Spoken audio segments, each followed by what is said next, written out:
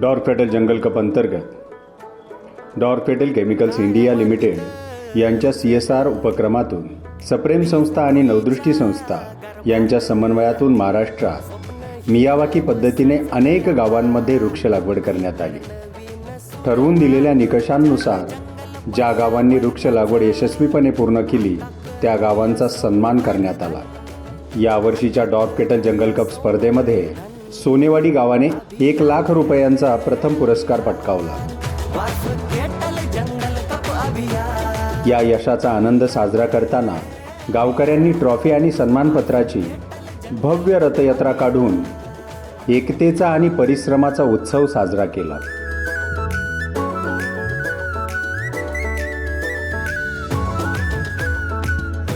या कार्यक्रमासाठी डॉर्फेटल chemical India लिमिटेडचे CSR हेड माननीय श्री संतोषजी जगधने, सामाजिक कार्यकर्ते डॉक्टर प्रकाश गायकवाड, मिस नताशा जगधने, मालदाड गावचे सरपंच गोरक्षनाथ नवले, पळसखेडे गावचे सरपंच संतोष कांडेकर तसेच अनेक मान्यवर आणि गावकरी मोठ्या संख्येने उपस्थित होते।